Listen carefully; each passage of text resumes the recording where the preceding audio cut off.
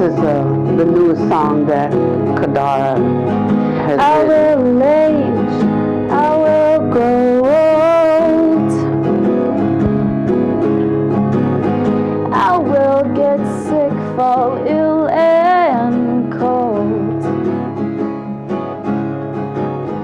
I will meet my final death, I will die, and I will part from all that's dear to me in this life.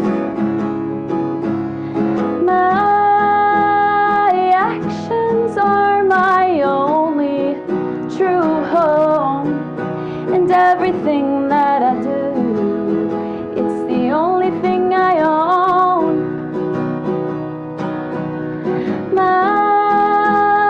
actions are my only true home, and everything that I do, it's the only thing I own. You will age, you will grow old,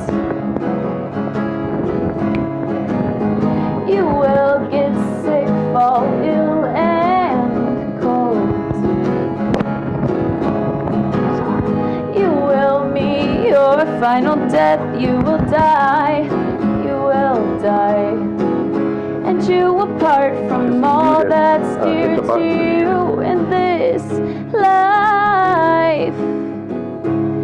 Your actions are your only true home, and everything that you do, it's the only thing you own. Your actions are your only true home, and everything that you do, it's the only thing you own. We can't run, we can't hide, never can, never will, from these five, from these five. We will age, we will grow old, we will get sick, fall ill and cold, we will meet our final death, we will die, and we will part from all that's dear to us in this life. Our actions are our only true home, and everything that we do, it's the only thing we own. Our actions are our only true home, and everything that we do, it's the only thing we own. It's the only thing we own. We can't run, we can't hide from these five, from these five, from these five facts of life.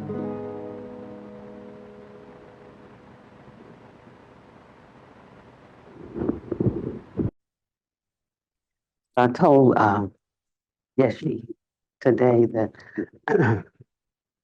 on our next album, we're going to have that song twice. And first will be her singing it from this perspective, because when we think about these five, we'll get sick and grow old, and all of these things, and it's like we develop an urgency about what it is we need to do in this life to make this life have really mattered. And so there's some aspect of it that's sort of forlorn, when we get hit with the realization that our actions are all that we take with us. So as much as we might like something, want something, get something, um, it's all left. It's all left here. So where do we want to put our effort and our energy? Like I like ice cream, but after I eat it, I have stomach cramping. So I have to decide every time I do ice cream, because I still do ice cream. But I have to decide, how badly do I want the ice cream that I enjoy very much, knowing now, really knowing I'm not going to feel so good in an hour or 30 minutes. And at some point, we start to make decisions based on that. That's what you actually call a truth, when it's not just the fact of something, but when the individual and the timing is factored into the fact and becomes a part of the fact, then that's when you really have truth. And that's what calls us to our moment of reckoning. Um, I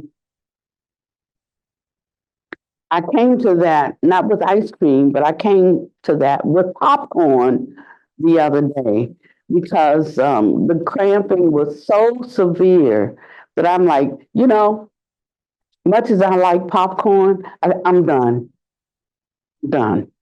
You know, so so when we reach a certain place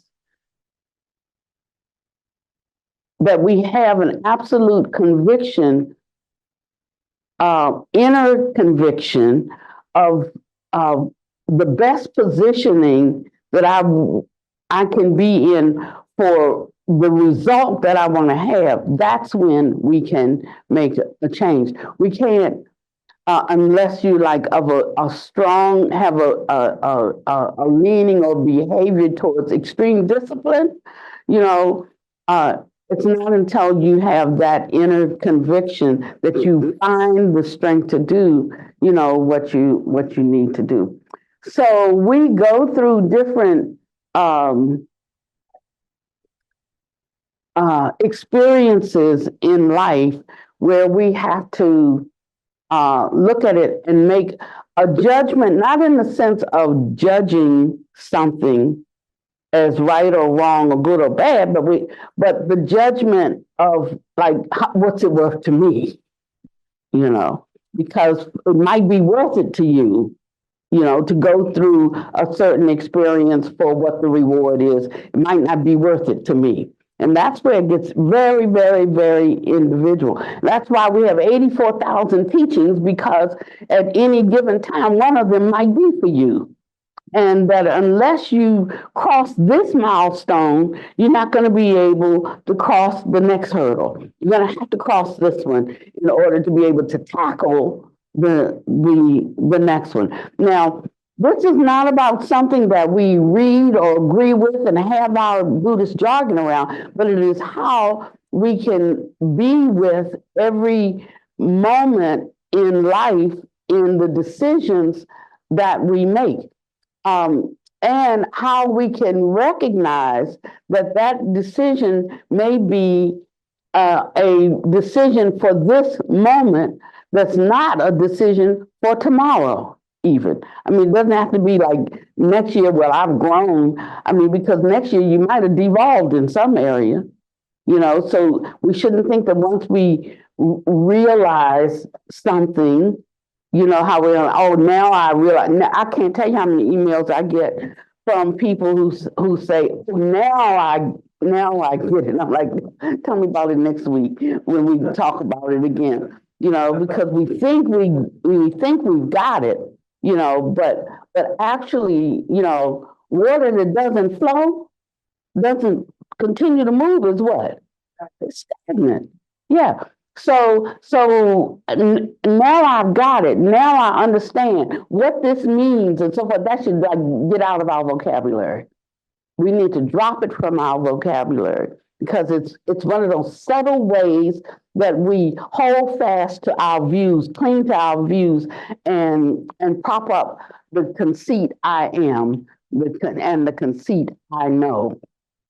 And it's also the platform by which we judge others, because if this is what we know, then we judge everything based on what we know, unless we can say, I don't know, or we can have a view. I'm not saying you can't have a view, but I'm just saying don't be attached to the view. I mean, it's just a view and it's yours after all, so like I got lots of views about things, and I don't mind speaking my truth, but I do not hold the view that my view is the correct view. If I go for anything that I call a correct view, I will go with the teaching of the Dharma, whether I fully understand it or not. I will take that as a basis for which I will undergo inquiry and observation, you know. But to personally have a view that I feel is the view for everybody to have, I don't have it. So, like, I no longer feel that I have to save people from going to hell, because, like, if you want to go, who am I to stand in your way? So it's only if we can see ourselves as paracletes. A paraclete is a helper, and a paraclete helps someone at something that they're trying to accomplish. So don't misunderstand what I'm saying now, but what I'm saying is paraclete helps someone at what they want to accomplish. And if a person doesn't want to try to bring their standard into the mixture of the Dharma, there's nothing that I can help them with. There's nothing, because that's the lens of my life. So if I felt that way, I wouldn't go to a place, where I'm constantly trying to change their view. I just go to a place where there's like-minded people, because that keeps down a lot of frustration and confusion. Yeah. And I'm not saying that because there's something particular going on in the Sangha. What I'm trying to do is to help strengthen you in your resolve, so don't be bullshit. Like some resolve around what you're taking up in this life, because life is short. Don't waste your time. And if you want to waste your time, fine, but don't waste other people's time. I mean, so we have to not get stayed and comfortable in our facades. And I can tell when we are growing, because there's a certain openness, there's a certain humility, there's a certain flavor, that exudes from a person when they don't think they're the hit of the day. And it's important to know where you are with that all the time, because we can get real excited when we have a realization, when we have a certain insight, when we know something more fully than we have known it before. We can feel very confident. We can feel very confident in that. And without realizing it, that sneaky conceit I creeps up. And that's why when Buddha Master's talking, particularly if he's telling you something profound, then he'll say, but I'm the least of all you cultivators.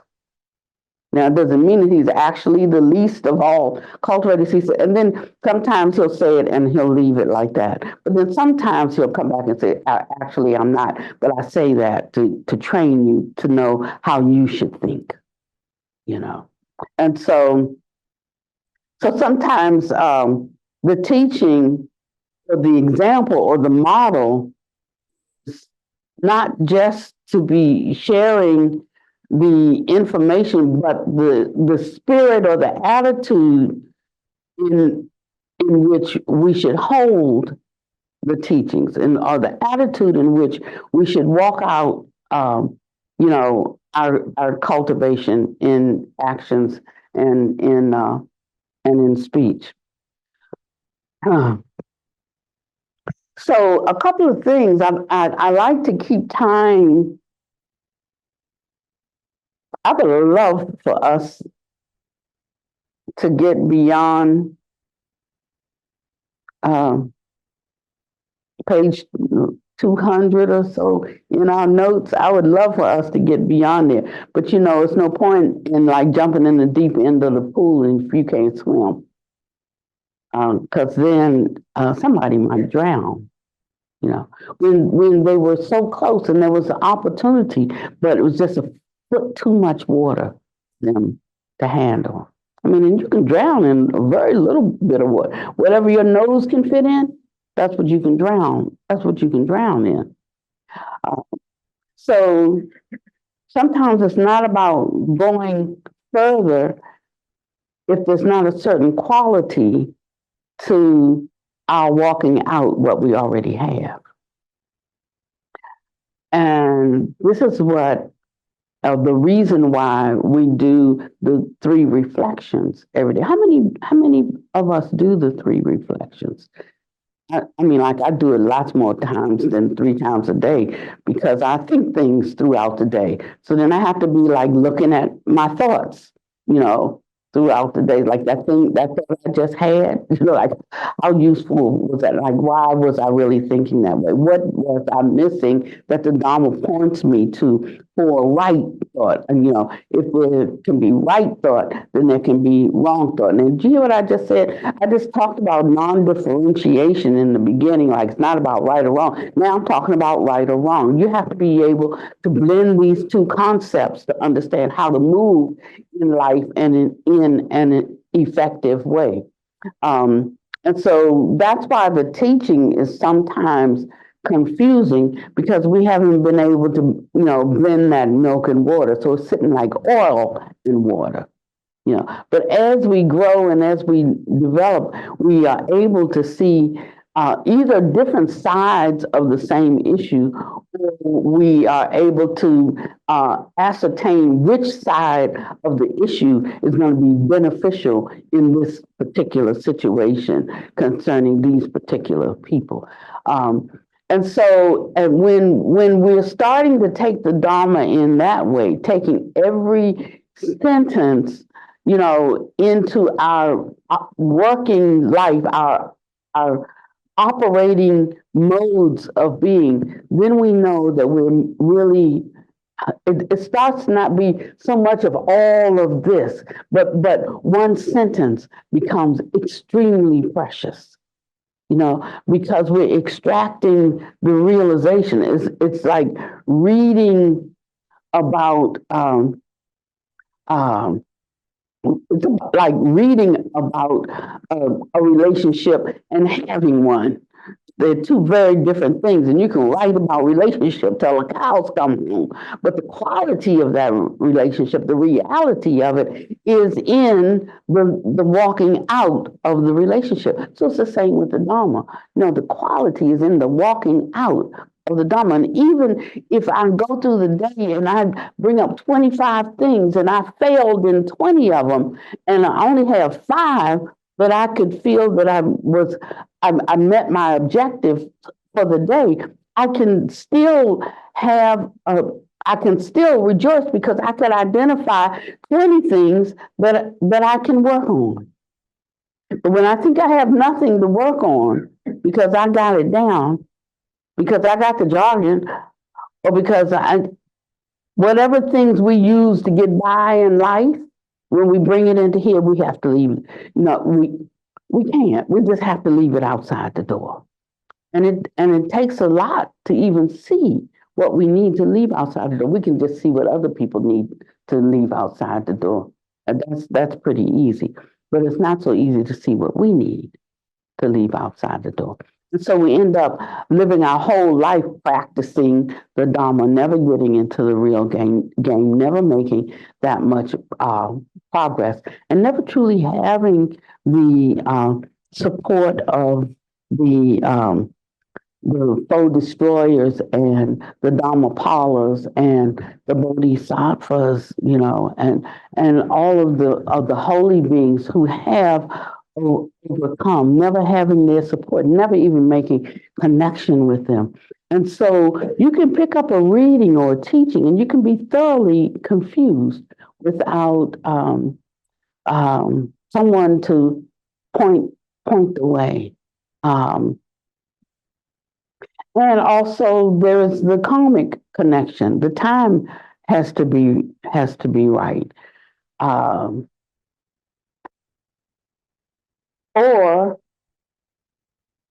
let me talk a little bit about that. So the time has to be right. There's let's say that there is a person who has born with a missing limb. Okay, born with a missing limb, they're gonna be some things that they're just naturally not going to be able to do, not because they're deficient in the way we think of human deficiency, but just because they don't have a limb. They're missing that limb. So they can't do like a two-handed thing. They might be able to do a hand and a chin thing, or they may, need some other kinds of support to do something that everybody else can easily do, and so we can't look at them as deficient. There is truly a deficiency there. So many times, people are trying to enter into some level of understanding of the Dharma that karmically, the capacity to enter it is not there. And so they are only going to be able to make 2 steps when somebody else can make 5 steps. And so that's one reason why we can't judge, because we don't know a person's capacity. We don't know the karmic position. There's so many factors that go into every, a risen moment that not only can we not know it, we don't even have the time to waste on it, And so the best that we can do is to have basic precepts. Buddha Master said, I like to give my disciples just 3 stuff. To refrain from doing anything evil, to do all good, and to purify one's mind. He said that actually will cover what? It covers everything, And so I think we have 311, I think, in the Theravada and the Mahayana. I think they have 358. Is that right? I think it's 358, which is like the same as the 311. And I think the men have 200 something, because we had to have a lot more because we're women. But those 3 are enough. And if one earnestly entered into those 3, that would take care of everything in your life, whether it's in the world of thought, whether it's in your speech, whether it's in your actions. And that's all there is in this world, is thought, speech, and action. That's everything for this sentient called human being is thought, speech, and action. So I'm real excited. I guess I should just say excited. Real is over the top. Real excited. I just like I'm just like equanimous is where I'm trying to get to, but I'm not exactly equanimous. I just admit it. But I am. But I'll tell you, my excitement is not a personal excitement, but it's like I love to see the Dharma manifest in the world. And that's where the excitement, uh, like rises up. It's not because of something personal, but seeing, I think we wrote a song, Dharma Lights True. Um, Dharma Life is True. Dharma Life is True. We don't have that song together, y'all. We don't worry, y'all not gonna hear that one. We never did. We like after 3 years, we just set it aside and said, one day, we're gonna pull up this song, and it's just gonna all fall together. But it has never come together, like we kind of hear it. So we haven't been able to do it. But I am excited because I see certain things manifesting. In in the Sangha, and what it does, it's like, to me, a verification of the realization of Dharma in life. So I'm trying to really congratulate you and encourage you to also see this, but not in a way that our pride gets in the way. I was in my undergrad was in fine arts, but don't you know, just about every single student in our university was nuts because they had skills. We had talents, it was in music, art, dance, drama, and they were all neurotic because if somebody had a song, they were so attached to their song. If somebody, wrote something or whatever their talent was, their whole identity was vested in it. So if you came up with a song or dance routine or something, and they felt yours was better, then they'd be crushed. They would go into a depression, And I just looked around at all of these incredibly talented people, and they were so neurotic, because of their attachment to their talents, their attachment to their abilities. And I said, this is not going to work for me because they are suffering. And I didn't feel that way because I entered through music in the church, and so I never had a sense of it belonging to me, but something that was showered down. Uh, um, what's her name? Kadara. So Kadara wrote a song a couple of weeks ago, maybe a month ago, called Rain on Me, Rain on Down, Rain on Me. But so that's how it was for me. Whatever came, I felt like it was rained down upon me. And I was the recipient of something rather than the creator of something, so it hit me in a different way. So I had to disassociate from all of those people because maybe we were trying to move in the same trajectory or the same path, but from two different attitudes and two different points of view, And so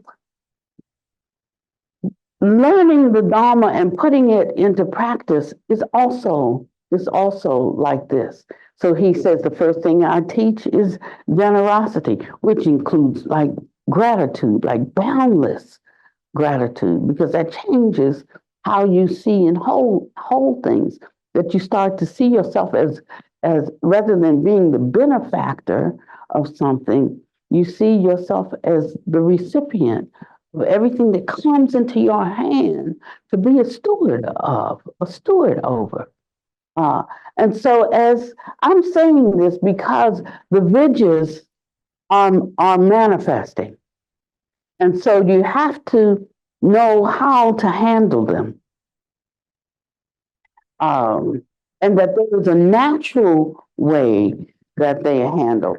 And so one thing I'd like to do today is read, because these stories are for a reason. They paint a bigger picture of of what kind of attitude we should have as our spiritual capacity increases. And this is a story. Buddha said, "Didn't I tell you that once I was very poor?" Why was that so? Why was I poor? It was because I was a very ordinary and humble cultivator. It can be said that many of you disciples here today have a better spiritual capacity than I have. It could be you have great spiritual capacities. I would just say about myself, my spiritual capacity is average. And that's why I did not have the karmic reward of good fortune at that time.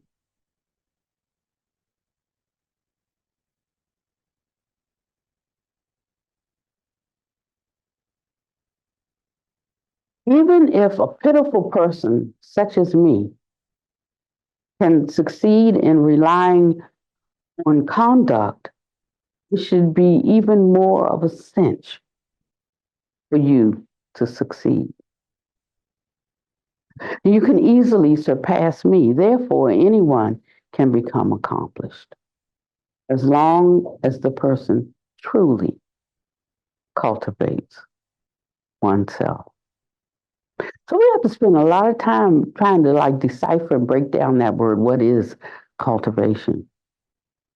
Until it becomes something that's extremely clear to us what it is we're doing and why it is we're doing what we're doing, and understanding what the benefit is in doing what we're doing.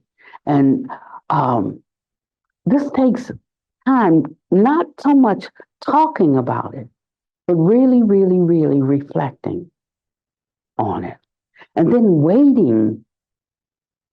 So this contemplative illumination, the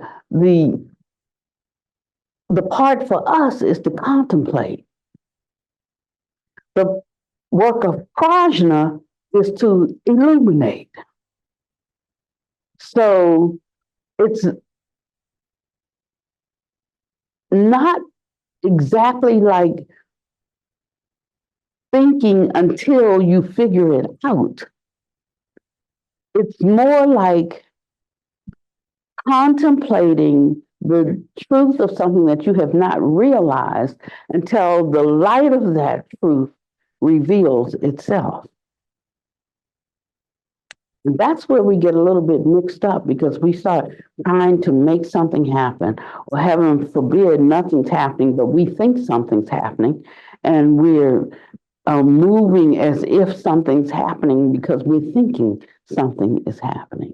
And that's why he's constantly talking about when the last thought has ended and the next one has not arisen.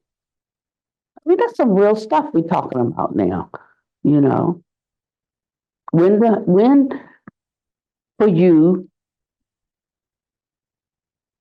has the last thought ended and the next thought not arisen?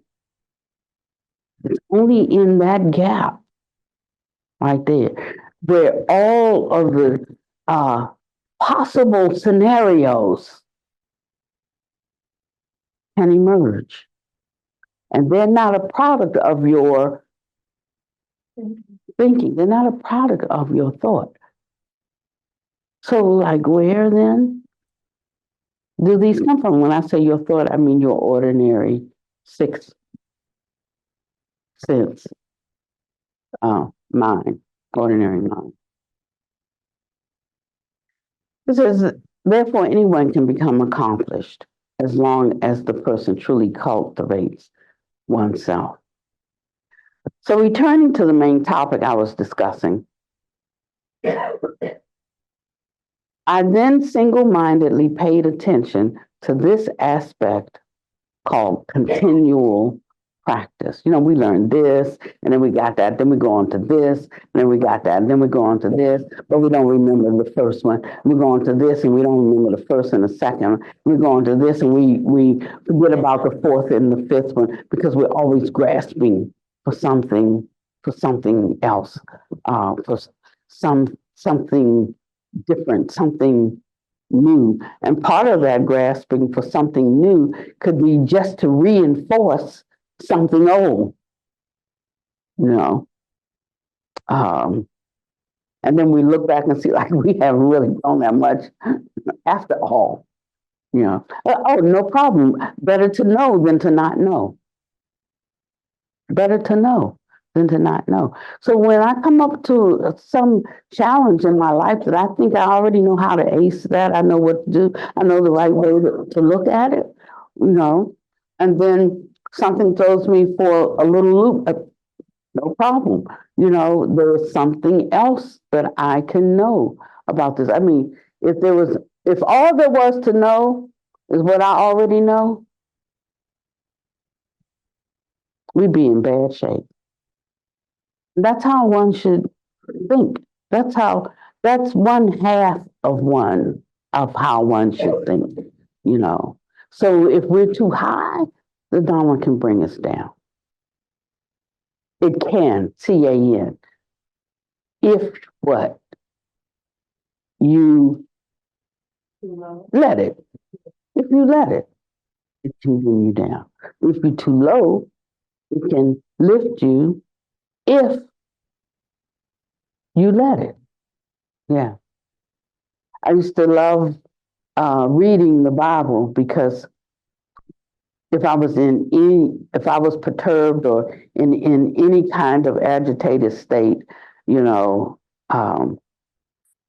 I loved it because it brought me to a place of calm or ease. I don't care what I read. It might not have anything to do with what's troubling me, nothing. I just pick up something and read it. And I find the same thing with the Dharma. Any of it is 100, you know? So you may be suffering, you know, with a certain mental affliction, and you can just open to anywhere and read anything, and because it's all the same water, you know, and it can change your state if you let it. Meaning, if you really want it to. And so he says, returning to the main topic I was discussing, because, you know, he never stays on topic. That's what.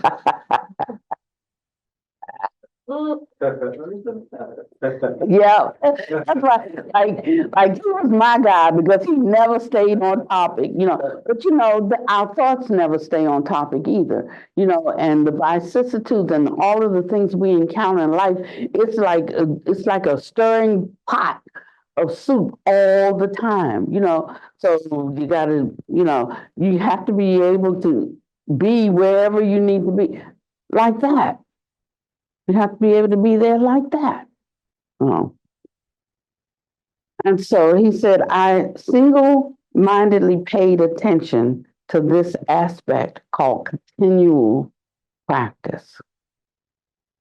Sure enough, as soon as my continual practice changed, my state of realization changed.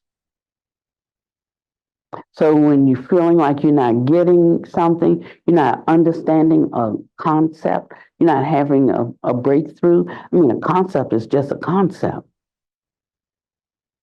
until it's actually embodied and enlivened by our conduct. So you don't get a concept, so what? You don't get a concept. Concept is just a concept. you know.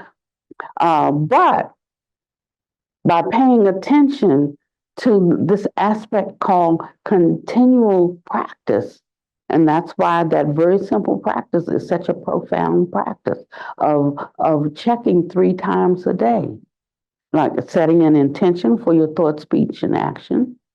First thing in the morning, midway through the day, how's that working for you? How's that looking? You know, um, and it's just making as accurate an assessment as you can. Well, I said I wasn't going to do this, but I wasn't going to say that, but I did. Or I said that, and I tried to make people feel like I was really um, being sensitive and concerned when I was really, um, I really had some other intention in my mind, or or I. Or I didn't apply an antidote when I was thinking something about even myself, like I'm pitiful, that nothing good comes my way. Such words of ingratitude, just thinking like that. And did I counter that with the right words that I'm learning from the Dharma so that my mind can incline in a different way, you know. So, or I'm saying that I'm so confused, but what are you doing to unconfuse yourself? You know, that's the difference in picking up a book that will help sharpen your mind and choosing to go out for a drink that will dull the mind. I mean, it's the choices that we're making moment by moment. And with that, there can be extremes like just pushing too hard, trying to quote, do the right thing versus just working with an understanding and appreciating your own capacity, you know, and building your resolve bit by bit by bit, So you have to learn how to even speak with yourself about matters concerning yourself, but speak to yourself you must, So that's what we do in the middle of the day. And then at night, we're doing the same thing again. We're going through that third review. And if you do this, you will get out of the habit of talking to other people about other people. You'll get out of the habit of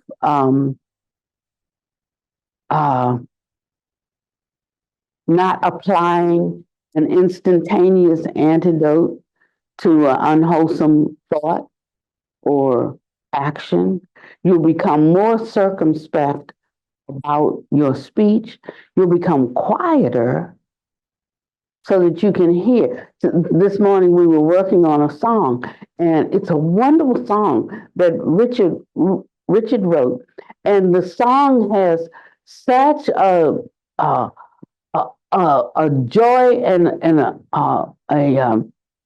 uplifting spirit that it shifts your vibration. So this thin line between planes.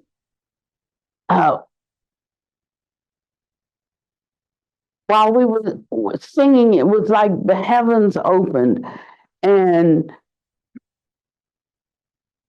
our sound began to sound heavy to me, but there was a lighter sound, like from a thinner space that had even more freedom to it. And we allowed that to trickle down, and it catapulted us someplace else entirely. But it came from a sincere reflection and reckoning of how Dharma was affecting him, you see.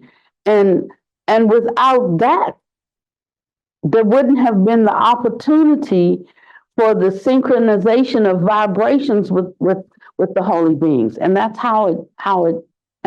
how it happens. This word that we use, like naturally, that's what naturally actually means or refers to. But it comes by paying attention to continual practice. What does the Dharma say about this? How does it say I should respond in this situation? What does it say I shouldn't do if I want the optimum benefit, if I want to get maximum benefit from the moment? And so that's how we start to shift from looking at life through an ordinary lens through to seeing it through the dharmic lens. So yes, she said today, well, then, but I thought all worldly Dharma is Buddha Dharma. Like all worldly Dharma is Buddha Dharma if it's seen through a Buddhic lens. If it's not through a Buddhic lens, then it's not. Doing the same thing, but what makes the difference? And then I think, was it you who said, Lama Yeshe was saying, even going to the bathroom can be a dharmic act, for the person whose mind, is in those spaces. Wouldn't it be lovely to abide in those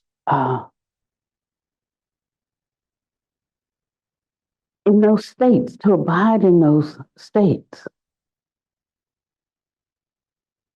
And if you ever touch one, it changes, everything for you. It's like once you've seen something, you can't unsee it. Even if you can't always walk in it, that moment, of realization cannot be undone. You might not take advantage of it. You might not utilize it, but you sure can't unsee it. And if you allow it to, it can be the fertilizer that transforms the soil of your entire being. This is not that hard, but we just have some tweaking to do. That's all. And luckily, every few thousand years or so, someone calls to help us get back on the path.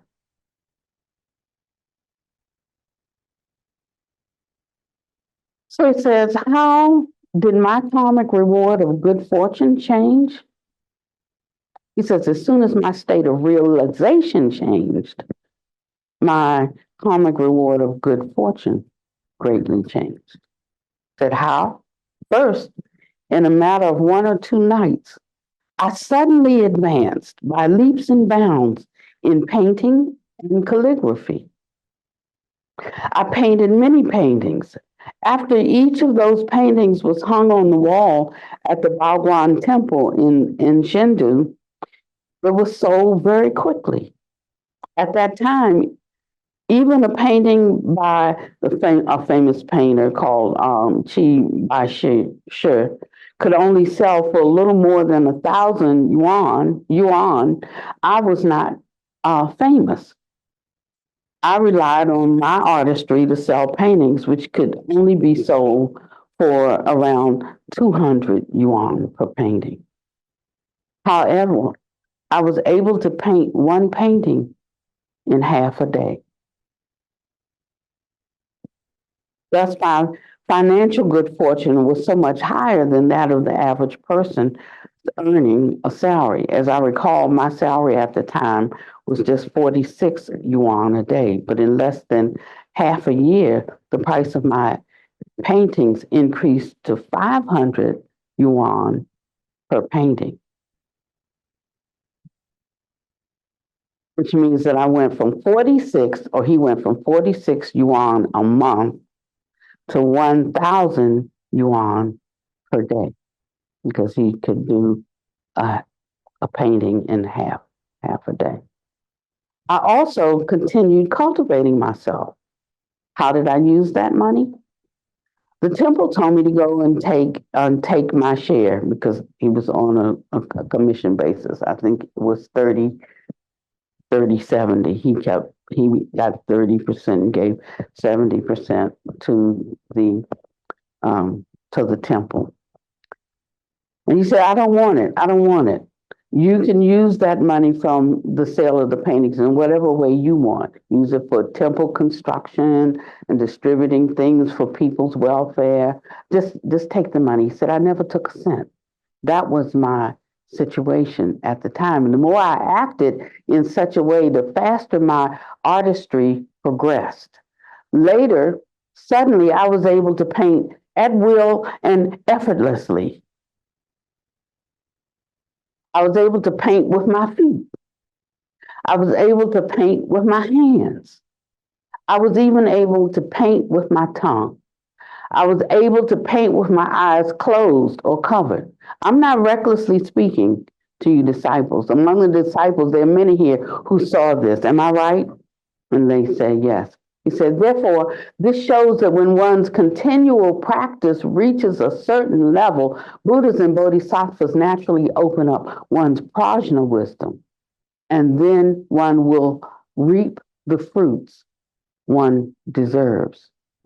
During those first few years, I used all the money that I earned, all the money I could find, even savings from my salary, to help the poor. In the end, I was still a person in poverty.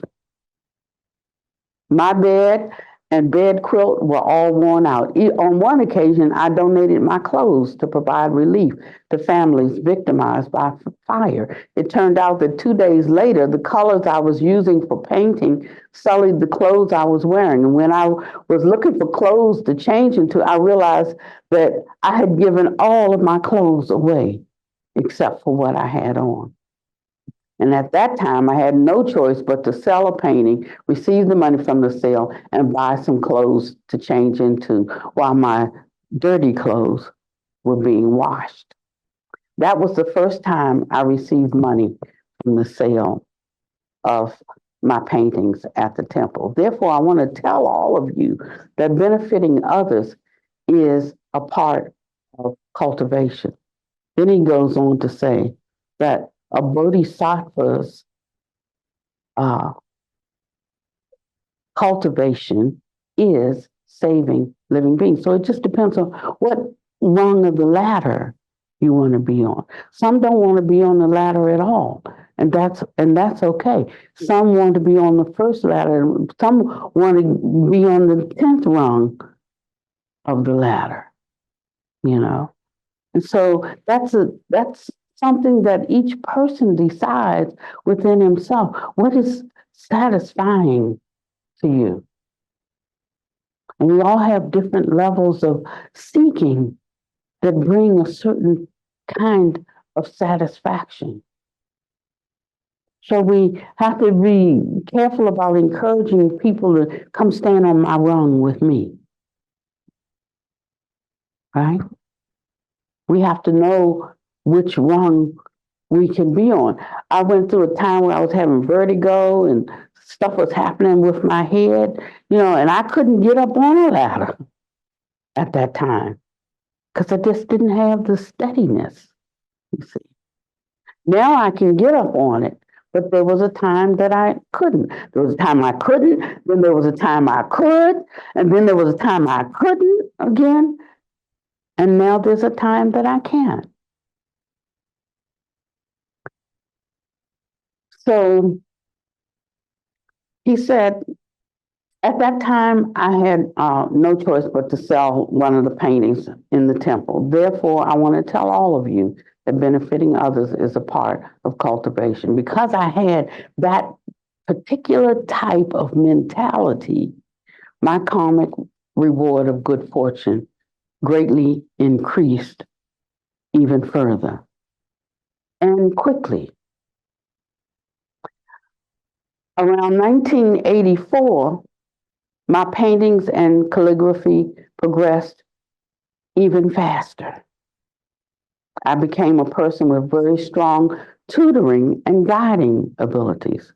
We started with painting, and then it was painting and calligraphy, and now it's painting and calligraphy and tutoring and guiding abilities. Some people want to guide and tutor before the ability has emerged based on cultivation. My students were able to become quite decent artists after learning from me for only 3 or 4 months. So Richard and Maureen are here, they're writing music for us so that, because we're singing everybody else's songs, we're changing all the lyrics, and some of them are like Christian songs about Jesus, and you got to get permission to sing the song for it to be on the internet. And the ones who love Jesus don't love Buddha. And so when we transfer the words from Jesus to Buddha, they are not giving us permission to sing their song, and Buddha Master said to us the first time we sang, he said, write your own songs. And so, we're going to get to that right now. We're just trying to figure out how to sing somebody else's song. We're going to write them at some point in time. But when we were coming up with the first album, it smacked us in the face, it was truly a smackdown because we had worked so hard on the songs, and we're thinking I hear other people singing other people's songs all day and all night on the internet, so why not us? So when we submit our stuff, it's have you changed even one word? The only word we switched was Jesus to Buddha, maybe. The word, or just something that was more in line with the message that we wanted to give, like we did Unbroken Vow, Tell Me the Truth, I Want to Know, Just Where to Look and How to Go. I want to find true peace. I need to understand to bring this suffering to an end. Release the love I hold. Just beautiful lyrics that we wrote. And Maureen wrote most of that. Beautiful. But it's to the tune of Broken Vow, where this guy loses his girlfriend and to somebody else, and he's trying to understand, what this guy had that he didn't have. You see, so he's talking about something entirely different, and we're talking about growing in the Dharma, but and then you have to pay them if you want to use their tune or their lyrics. So they ask, how much are you gonna pay? We don't have any money. We're like $500. That's a stretch. We'll get it from somebody if they say yes. $500 is not even worth their time to read the inquiry, asking for permission. They just probably just get the inquiry, go right to the dollar amount you're willing to pay them to use it, and say, this is not even worth me responding to. You know what I mean? Because that's a great, great song.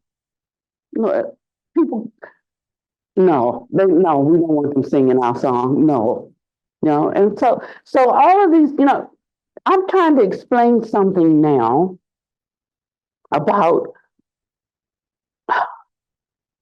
how all worldly Dharma becomes Buddha Dharma. And that as we develop, we have to, our vision and our understanding has to shift. And if it does, if we're successful at allowing these kinds of shifts, then this will no longer be religion for you. It will become the tools by which you conquer life. And it will become the implements, by which you help cultivate other gardens, which is other people. And we do this through our own modeling, our own example. And it builds our confidence in the Dharma, not as something out there that we have to take in here, but it becomes an exploration of what our actual intrinsic nature is.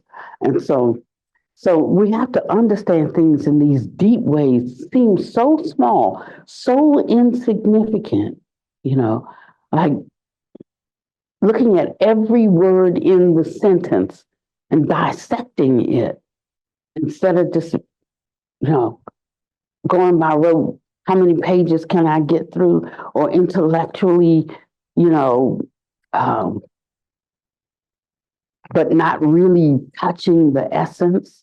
What is the essence of this? So he says, when one's continual practice reaches a certain level, Buddhas and Bodhisattvas will naturally open up one's prajna wisdom, and then one will reap the fruits of that.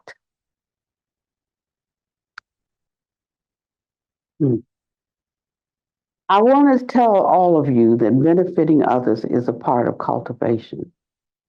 Because and it doesn't always come from a Dharma book. I mean, like, I wait to receive things from Nancy. Nancy's all over the place, looking up stuff. I mean, but it's useful stuff. I'm not talking about trash. And I mean, it's like so useful that she sees ways that she always looking at scientific stuff or whatever, but she's seeing how that aligns with the Dharma, and perhaps gives her more confidence because it's in a kind of language that she can relate to, and so it's almost like you no longer even have to ask the question.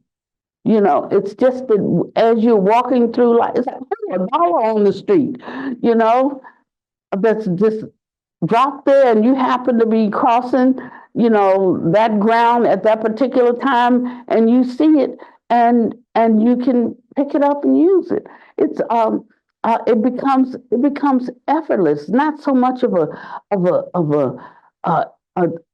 external search, but just with an open heart, things come to you. And that's why he starts with generosity, getting a firm understanding of generosity.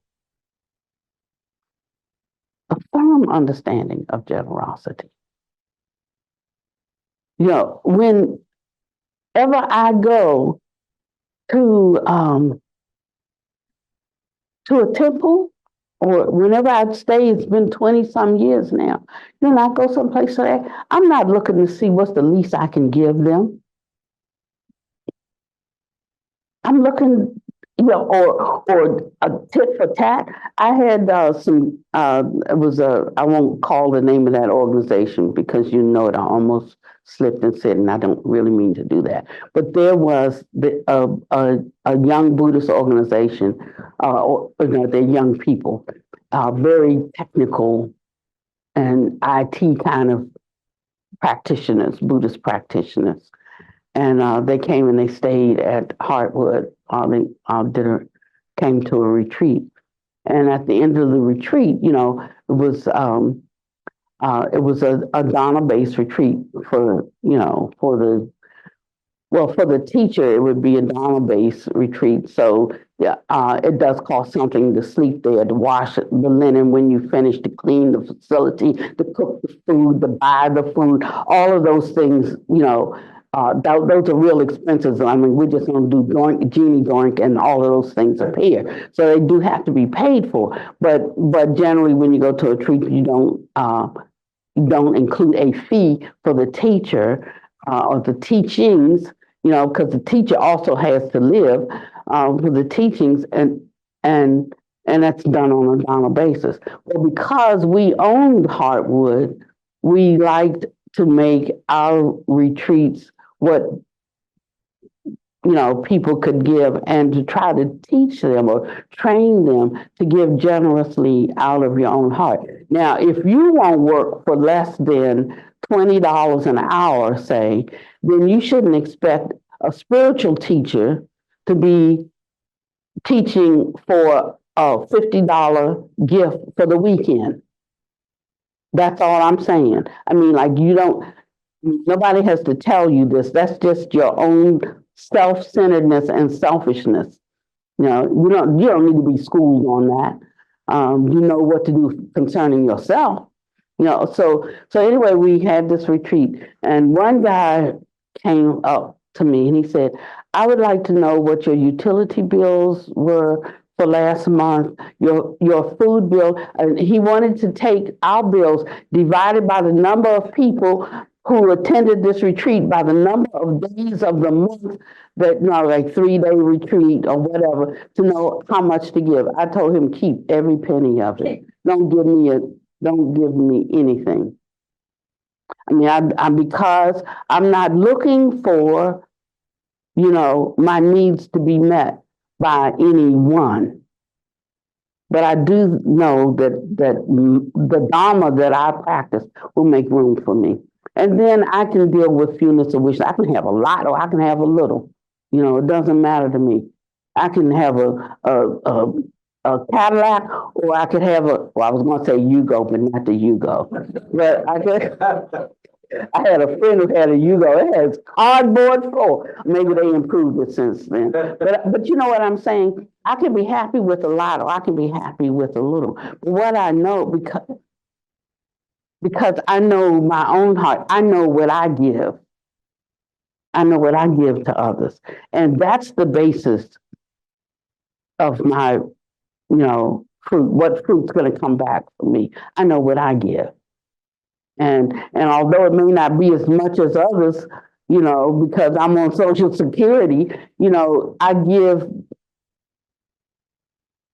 and I know I give generously from my space, and that's my basis for receiving in life, and combined with causes and conditions, and combined with I'm not in anything that I'm doing in my life. I'm not in anything by myself. So that means it's not just in accord with causes and conditions that, stem from my life personally, but also that stem from every person's life that I'm involved with.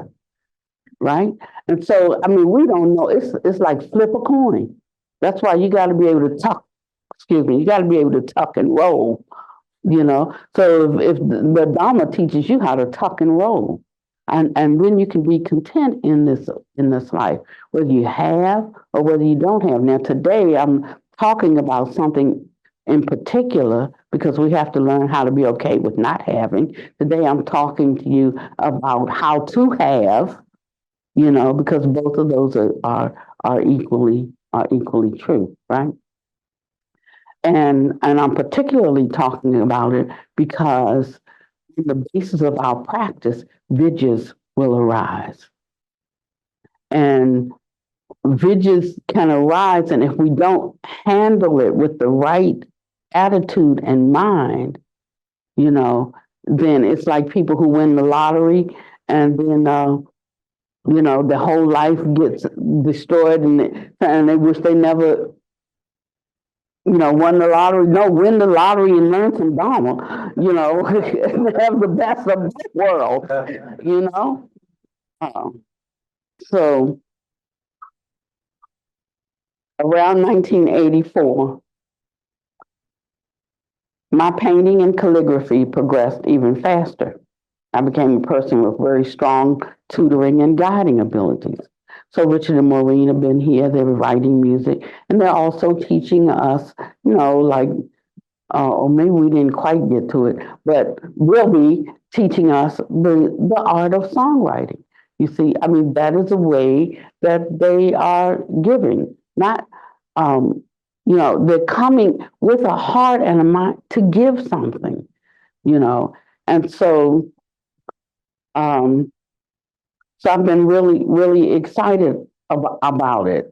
My students were able to become quite decent artists after learning from me only 3 or 4 months. So suddenly now, like, you don't have to take classes for years and years and years, but even in a few months, they became very good. They were able to sell their artwork internationally. Even some professors at academies of fine arts took their sons to me and personally requested that I teach them. After being taught by me, their sons easily passed the entrance exam for the Central Academy of Fine Arts.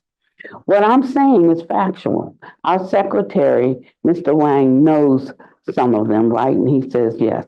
He says, where, after all, did the power come from in this kind of situation? It was also power that was given by the Buddhas and the Bodhisattvas. Then 2 years later, I began to hold art exhibitions. At that time, my paintings became very extraordinary, reaching prices ranging from 6 to 7,000 yuan, then to 20 to 30,000 per painting. Do you ever think about what this means? Given that one painting casually painted could be worth so much money, how could your karmic reward of good fortune compare with mine? So when he told me to teach the Dharma, he said, of course, you'll have to charge. Why? Because I'm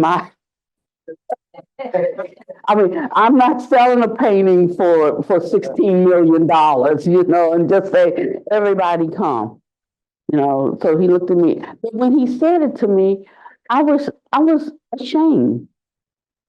Because he was saying, do this, you're going to need a big place and blah, blah, blah, blah, blah. And then I was like, but how can I do it? And he looked at me, of course, you'll have to charge though, because, why? Because I don't have any visions. I didn't have any visions manifesting. Or if they were emerging, I didn't even know what they were or how, And so he's saying, okay, I look dharmically is what I'm saying, and trust. Not looking at our bank account and trusting, but looking dharmically and trust. Things can come from any number of ways. We're only limited by our own mind. We're only limited by our own vision of what we can see is a way. I don't care how goody two shoes we get. If we don't have the capacity to, unlock the limitations of our minds and what's available to us will never come. It will never come because we're limiting it by our own minds.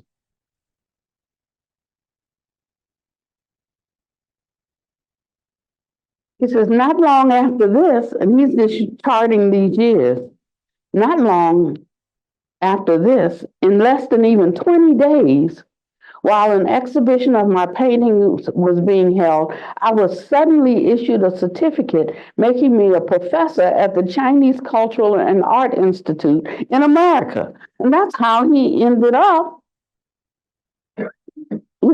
coming to America. At that time, I felt even more humble. What virtue and ability did I have to perform such tasks? He didn't look at his abilities. What was he looking at first? What? Virtue. What virtue and ability did I have to perform such tasks? So that virtue aspect is so important. All I can do is earnestly pass on my valuable experience to you disciples. I hope you become true human beings. I hope that from being true human beings, you enter the state holy ones. So you can't become a holy one by memorizing Dharma and spitting it back out. I was going to say by taking and passing a test, but the thing is, it's not the kind of test that we have up there. It's not the same as taking an academic test. When we take certain tests in our tradition, the holy beings have to actually come down and do things, perform certain feats to, in reality, demonstrate their presence with us. It's not like we come up with our own little story about how great we are and tell the story here and there and everywhere. but there are demonstrations of, and there are signs that must be present for the acknowledgement.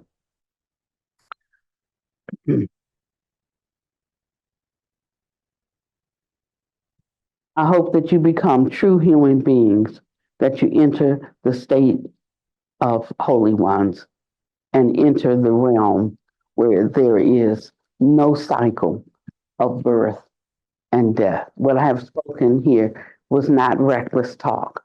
I, your master, am not bloating about myself today. I am not. I do not have the slightest intention of doing that. I'm testifying to the facts as they are. Buddha Dharma can only be obtained by using one's conduct in exchange. So we have to exchange our conduct for Buddha Dharma. So he said, because I established such a state of realization, the World Poets and Culture Congress began to look at my writings and paintings and calligraphy. I wouldn't enter in all these contests and all of that. They have now selected me as a master of Oriental art for all of Southeast Asia. So this was written in the 90s, right? I think, was it 90s or early 2000s? 1997. Okay, so this title is awarded once every 10 years. While I was sleeping and unaware of anything, the Master of Oriental Art Medal was issued to me. And that indicates the unlimited capabilities that Buddhas and Bodhisattvas bestowed upon me. And I very clearly said a minute ago, am I boasting? No. I hope you disciples do not have such a thought. I'm telling you that you also can become masters because your intelligence and your spiritual capacity are high. He said, if not, you wouldn't be able to even hear these teachings. Hearing means hearing them. Hearing means really hearing them, would not be able to take in these teachings. As long as you learn and cultivate well, you can get there. So if you think you're not getting there, let this story be an example. It wasn't just given to be given, but for those who have ears to hear.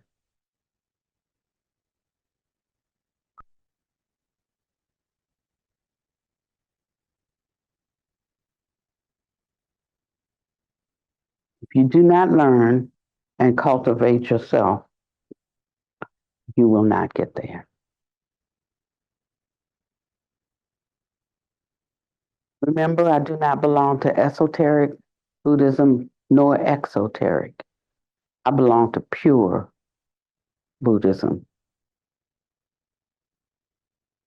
I learned the Buddha Dharma of all Buddhas without sectarian differentiation.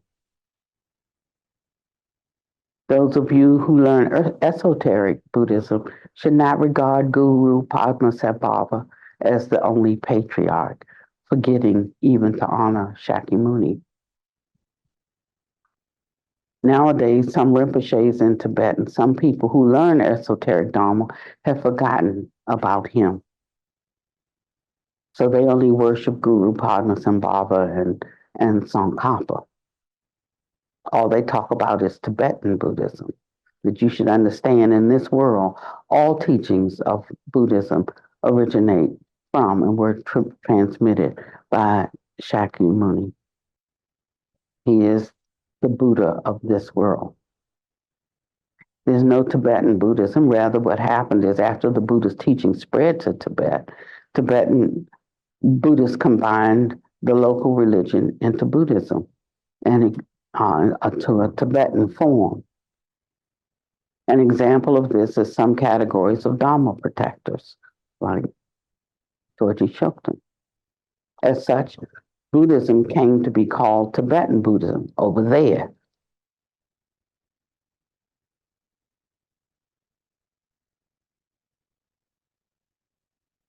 The term Tibetan Buddhism is really incorrect, just as greatly virtuous ones and eminent monks of India did not use the term Indian Buddhism. And of course, now we're into American Buddhism. We should not forget about the origin. That is, all the Buddha Dharma transmitted by Shakyamuni.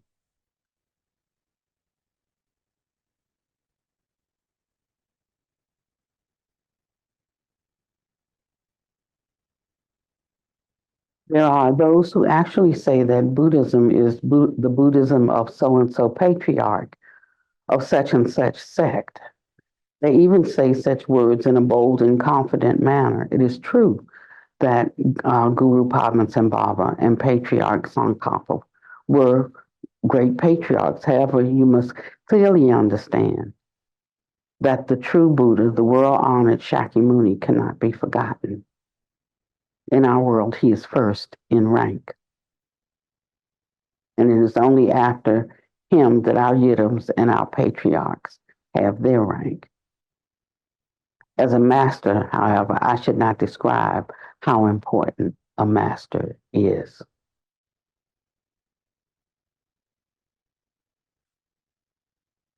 Here I would like to ask you disciples to confirm what I just said. If I spoke falsely, I ask you disciples to point it out now. If I did not speak falsely, I also ask you disciples to verify. And he gave an opening for anyone to speak or refute anything that he said.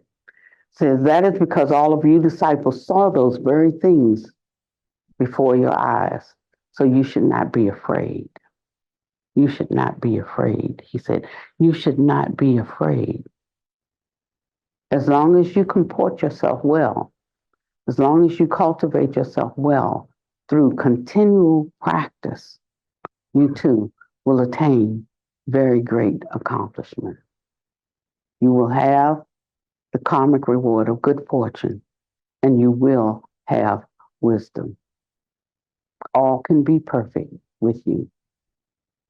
If you do not comport yourself well, you will fail.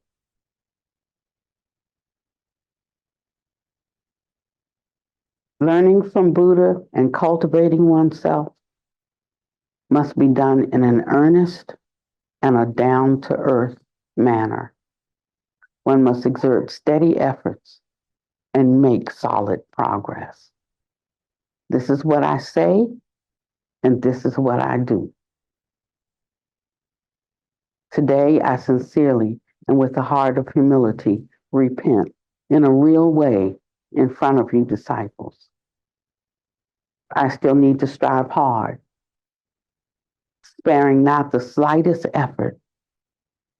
I want to surpass the patriarchs throughout the generations, and I am confident that I will. How could I not surpass them? And someone said, Master, you have surpassed them. He said, well, that is correct. What that disciple said is true. In some respects, I have surpassed them. But in some respects, I'm not as good as them. Examples are their living environment, conditions, and having some kinds of karmic rewards of good fortune. The clothes they wore were more special than mine. Therefore, they surpassed me in terms of certain skillful means.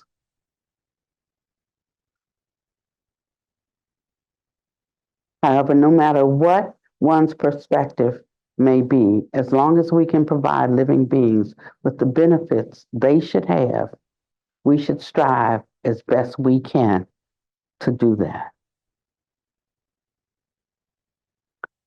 So,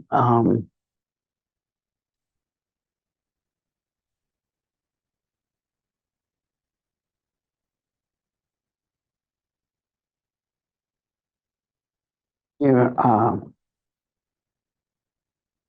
we're almost at capacity at Hardwood, but what I want you to know is I consider Hardwood, that's on Cortland, to be a Dharma jewel. I will not allow it to be disrespected. I will not um,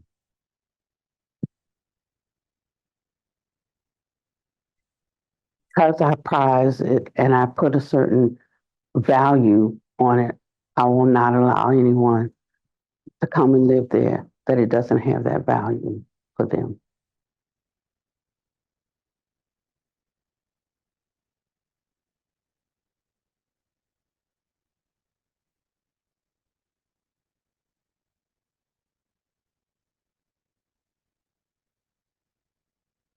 Because it sullies and it dirties the place. The energy, it kills the energy of it. You have to understand, if you're coming from a worldly mind, you should not handle Dharma instruments. And it's a Dharma instrument. And I think that's all I need to say about that. And I say it for people's own understanding. Because if you don't know how to handle fire, you might get burned.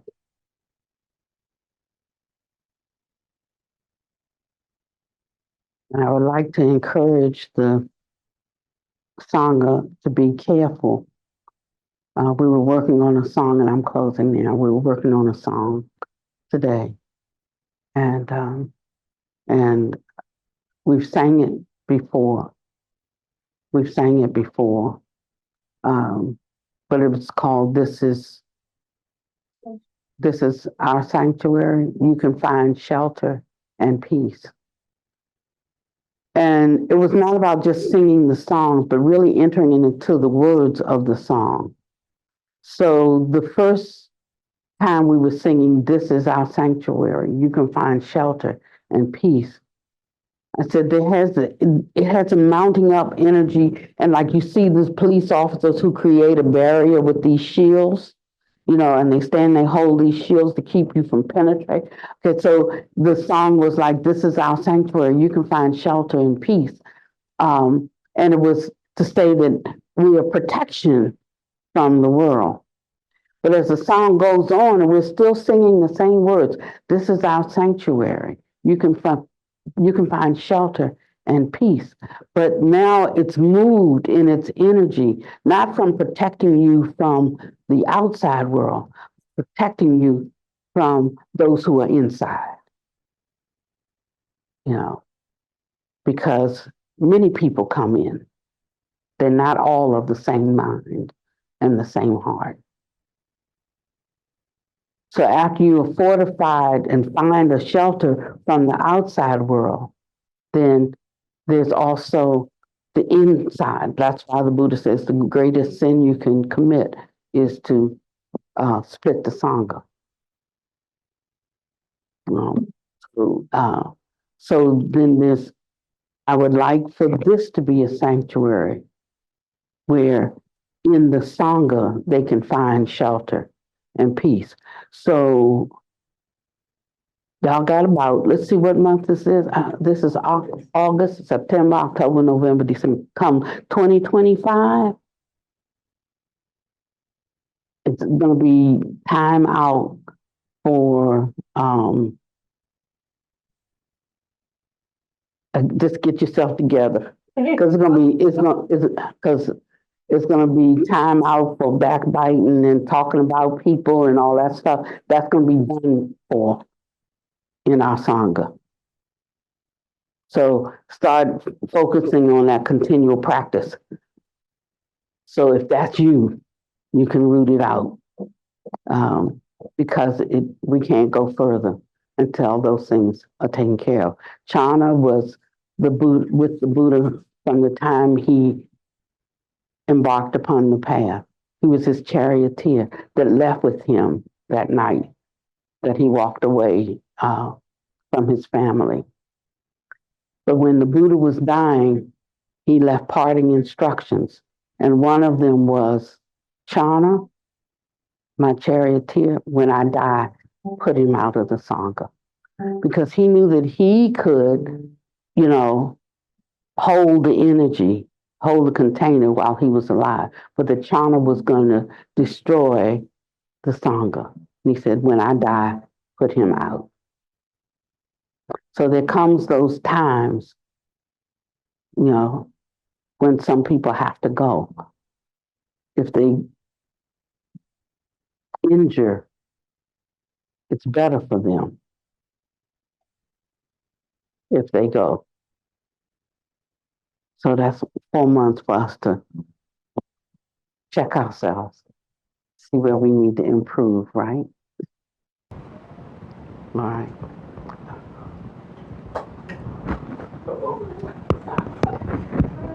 So we're going to close out. We're going to close out with this song. You got to be able to walk slow and run fast. So that was a very serious thing that need to be said. You have to clean your house, right? You got to do your housekeeping. But I love this song because and so I hope you can hear the words. I'm so sorry, Yeshi, that I didn't put my mic on you. I just wasn't thinking because I really wanted them. Oh, she was not. Oh, you were mic'd? Yeah. Oh, okay, because I wanted the people to hear it there. So pay attention to these words, and then she's going to cheer y'all up in case I bombed anybody out just now. And before I play this song for you all, I just want to express my gratitude for this month-long music and meditation retreat for our Sangha. Oh my gosh, this has truly been beautiful. What a great opportunity to feel how the Dharma has moved through both of us. We've both written at least 2 songs, and I think we both got another one that's on the way, and they've kind of poured through.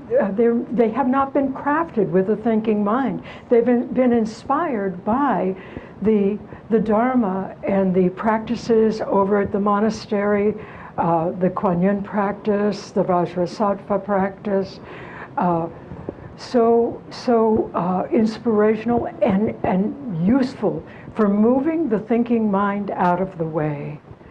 And so this one comes from a deep place of gratitude of where I am on the path, which is very far from where I'm headed. But join with me and feel into it.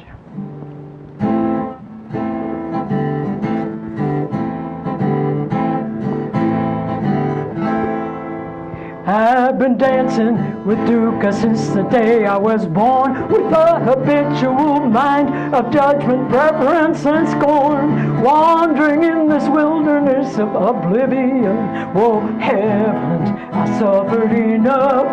Yeah, heavens, I suffered enough.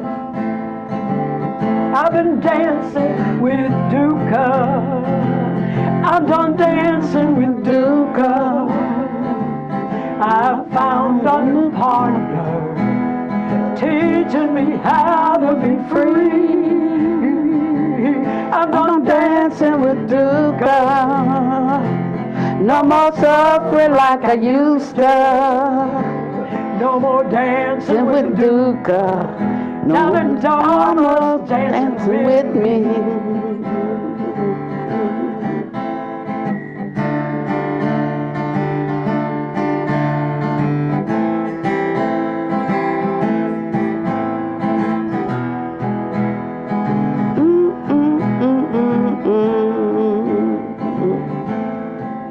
I've been grasping and clinging with this wanting mind, feeding personal preferences of every kind, in pain or grief or misery most of the time. Haven't I suffered enough? Oh, haven't I suffered enough? I'm done dancing with dukkha. No more dancing with with dukkha. I found a new partner, teaching me how to be free.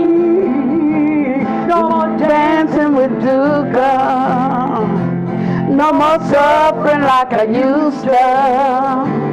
No more dancing with dukkha, now the Dharma's dancing with me.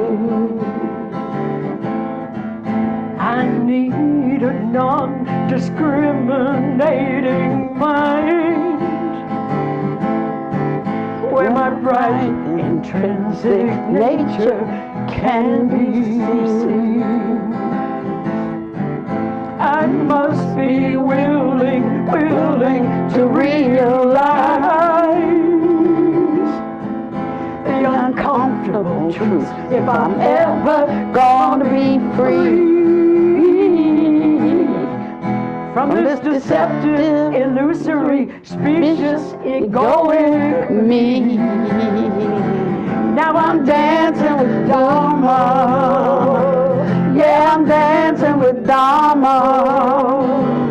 Removing dust from my mirror by seeing it's all empty. Yeah, I'm dancing with Dharma.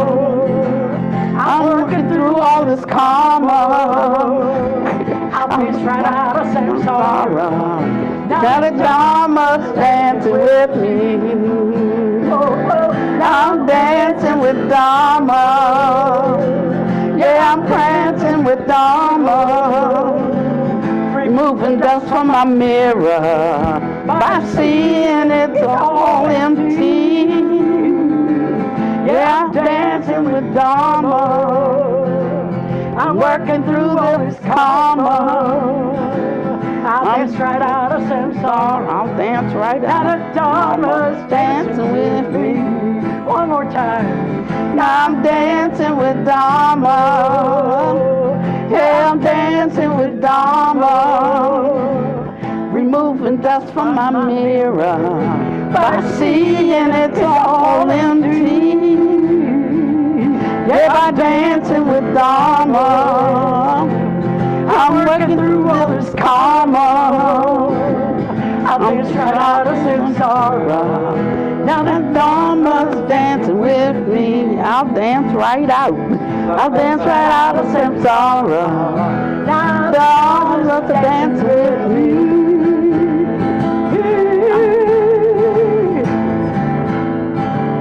I'll dance right out of samsara.